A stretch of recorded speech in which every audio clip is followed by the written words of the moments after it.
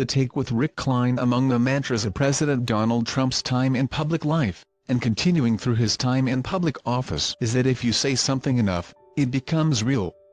That strategy could very well lead to a presidential declaration of a national emergency, with the knowledge that such a move would test both legal and political limits.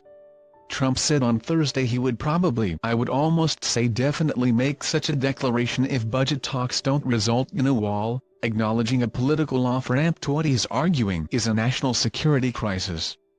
This week has revealed the realities of divided government to Trump, as he's failed to budge Democrats from their opposition to a wall as the price of reopening government. It has also demonstrated the limits to Republican loyalty, limits that would be strained further if Trump orders a wall with an end run around Congress. Mitt Romney is not.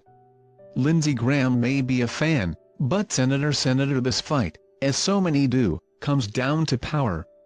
The president wants more of it at a time that Congress is inclined to give him less. The rundown with Mary Alice Parks. There's a possibility that the recent headlines about allegations that former campaign staffers for Senator Bernie Sanders sexually harassed or assaulted female colleagues could undercut the biggest leg up the Vermont senator's had as he thinks about running again for president. Compared to his Senate colleagues and others who are eyeing their chances, Sanders has had a loyal base and an impressive infrastructure that carried over from his last campaign. This weekend, one of his unofficial organizing teams boasted that they have 400 house parties scheduled in 50 Albanian-like states, plus D.C. and Puerto Rico, sending out an alert and getting people ready. If that grassroots power weakens, the game changes. Perhaps a victim of his own success, this time around Sanders won't appear so radical on many issues. In Senate leadership now, he has perhaps lost some of the perks that came with being the outsider. It seems almost every Democrat wants to call themselves a progressive these days, and half the contenders will have platforms similar to his from the last cycle. His hurdles, should he get in the race, could be how to distinguish himself and convince enough voters of his electability. A potential frontrunner, he could get the scrutiny he avoided last time. Some of his biggest backers say he has handled these stories well so far by immediately and forcefully apologizing, and it's better any new campaign is formed right from the start, rather than have these issues come up later. Christopher Dolan. The Times and Tribune via AP. File. A Democratic presidential candidate, Senator Bernie Sanders speaks at a campaign stop, April 21, 2016. In Scranton, Pennsylvania. The TIP with John Verovic. Is climate change an urgent enough issue to help a candidate break through what is expected to be a crowded and raucous field of Democrats in 2020? Washington Governor Jay Inslee seems to think so. Inslee, who announced this week that he is heading to New Hampshire later this month for a conversation with college students on the need to confront climate change, said the issue is the biggest we face as a nation and as a people. But Democrats thinking of taking on Trump in 2020 are mostly focused on economic issues. While they largely agree that climate change is a pressing issue, Inslee needs a compelling argument that will motivate those outside of the party's base to go to the polls, because they may not care about it with the same intensity.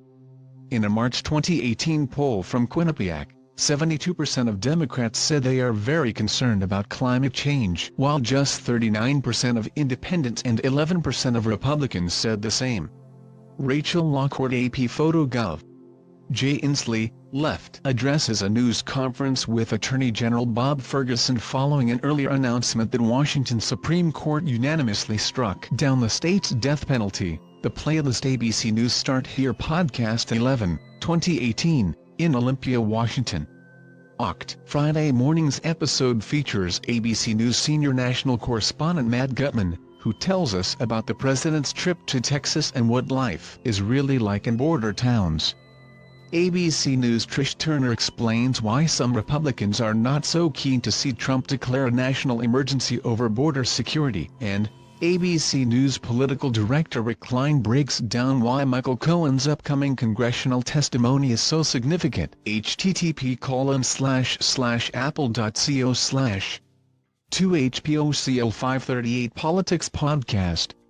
While President Trump's approval rating among self-identified Republicans is sky high, it's hard to ignore his overall political vulnerabilities.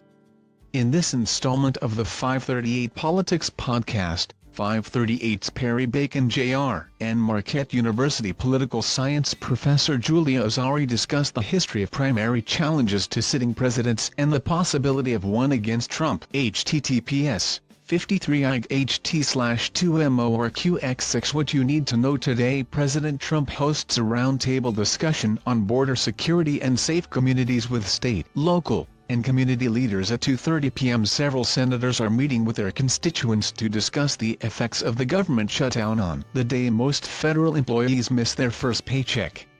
Mark Warner and Tim Kaine in Virginia and Catherine Cortez Masto in Nevada. They include Sen's John Delaney is in Iowa today and tomorrow. 2020 hopeful Representative Kamala Harris's book tour continues in New York City. Senator she'll be at the Kaufman Concert Hall at 7 p.m. ABC News and 538 are tracking the 2020 presidential field. Here's what the varied cast of Oval Office hopefuls has been up to this week. https abcnws/2tcbjve The Note has a new look. Download the ABC News app and select The Note as an item of interest to receive the day's sharpest political analysis. The Note is a daily ABC News feature that highlights the day's top stories in politics. Please check back Monday for the latest.